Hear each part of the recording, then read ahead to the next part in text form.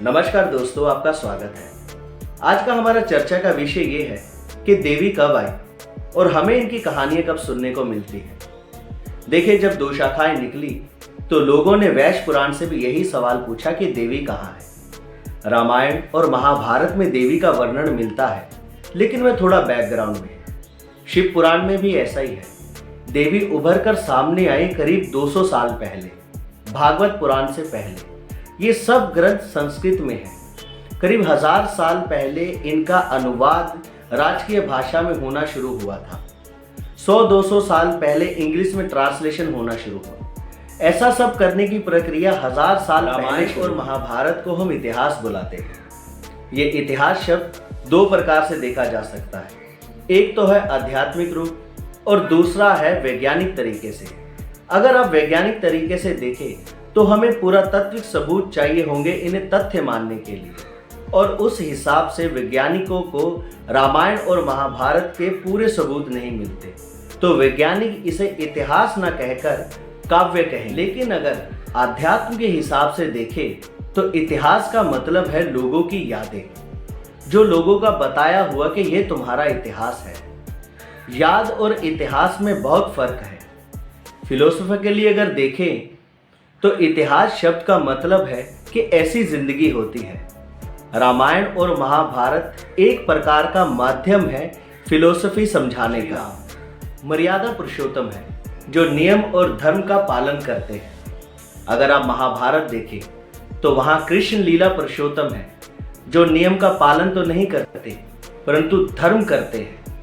तो इस संसार में हर प्रकार के लोग होते हैं, जो नियम का पालन करते हैं और जो नियम का पालन नहीं करते।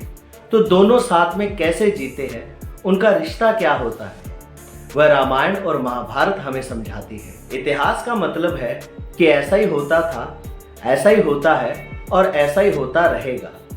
इसलिए इतिहास सनातन है।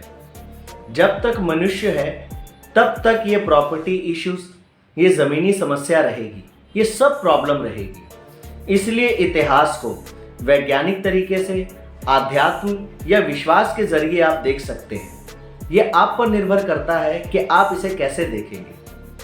आप स्वतंत्र हैं।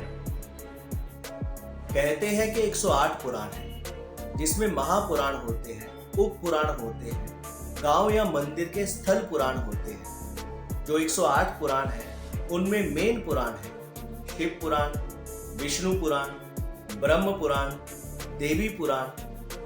ब्रह्म पुराण असल में शिव पुराण और विष्णु पुराण को मिलाकर है। जो देवी पुराण है वो बहुत महत्वपूर्ण है।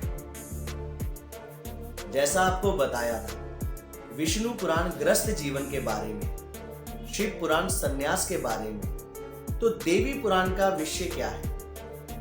देखिए, अगर आपको किसी सन्यासी को ग्रस्त बनाना है तो उसकी शादी करा देनी चाहिए। और अगर किसी ग्रस्त को सन्यास लेना है तो उसे किस चीज का त्याग करना होगा? उसे स्त्री का त्याग करना होगा। तो देवी पुराण सांसारिक जीवन के बारे में बात करता है, प्रकृति और संस्कृति के बीच के फर्क के बारे में, कि कब जीवन का अनुभव लेना चाहिए और कब जीवन त्याग के सन्यास लेना चाहिए।